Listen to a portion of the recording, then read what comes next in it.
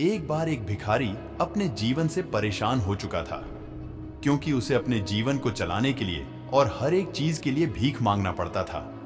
इसी बात को लेकर वह दुखी रहता और दिन भर यही सोचता कि उसके जीवन में बदलाव कैसे आएगा। यह सोचकर वह निराश हो जाता। वह हर दिन देखता कि बहुत सारे लोग निराश होकर, आंखों में आंसू लिए लोग और विभिन्न चिंताओं से परेशान लोग गौतम बुद्ध की तरफ जाते और वापस लौटते समय वे लोग बहुत ही खुश होते थे। वह भिखारी यह नहीं समझ पा रहा था कि गौतम बुद्ध उनके साथ ऐसा क्या करते थे कि वे बेहद खुश हो जाते थे। वापस लौटते हुए लोगों के हाथों में ना तो ढेर सारे पैसे होते थे, ना ही सोने चांदी। तो फिर ऐसा क्या होता था कि लोग बुद्ध के पास से लौटते वक्त इतना खुश होते थे?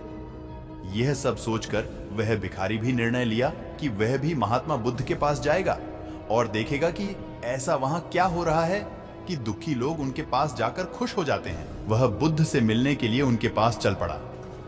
जहां बुद्ध मौजूद थे वहां बहुत लंबी कतार लगी हुई थी, तो वह भिखारी भी कतार में लग गया।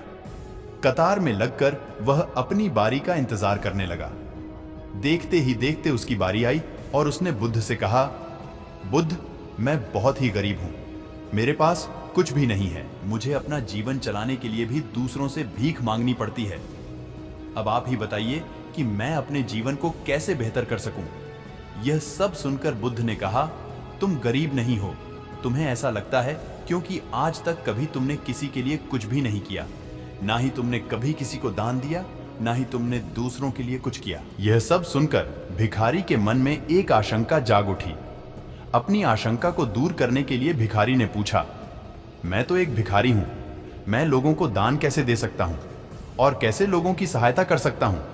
मुझे तो खुद अपना जीवन चलाने के लिए दूसरों से मांगना पड़ता है। यह सब सुनने के बाद गौतम बुद्ध थोड़ी देर चुप रहे और फिर उसे बोले, तुम्हारे पास हाथ है जिससे तुम लोगों की सेवा में लगा सकते हो और दूसरों का भला कर सकते हो। इसके अलावा तुम्हारे पास मुंह है जिससे तुम लोगों से अच्छी अच्छी बातें कर सकते हो और दूसरों का हौसला बढ़ा सकते हो। यह सब करके भी तुम दूसरों की सहायता कर सकते हो। जरूरी नहीं कि दान सिर्फ पैसों से किया जाए। हम चाहे तो हम शिक्षा का भी दान कर सकते हैं, चाहे तो अन्न का भी दान कर सकते हैं। ऊपर वाले ने अगर किसी को पूर्णतः अच्छा शरीर दिया है तो वह गरीब नहीं है, वह बस दिमाग से गरीब है। उसे इस विचार से हटकर दूसरों की सेवा में लगाना चाहिए। बुद्ध की यह सब बातें सुन लेने के बाद वह भिखारी बहुत ही ज्यादा खुश हो गया और उसका मन अब संतुष्ट था। हम सब इस बात की चिंता में समय बर्बाद करते हैं कि हम गरीब हैं, लेकिन यह सत्य नहीं है।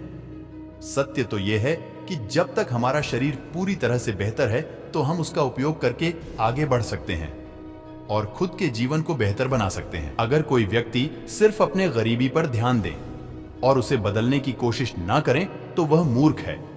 इसके अलावा हमें इस कहानी से यह भी सीख मिलती है कि दान सिर्फ धन का ही नहीं, शिक्षा, भोजन, अच्छे विचार आदि का भी किया जाना जरूरी है। अगर आपके पास धन नहीं है तो आप शिक्षा का दान कर सकते हैं या फिर आप दूसरों के लिए अच्छे विचारों का भी दान कर सकते हैं।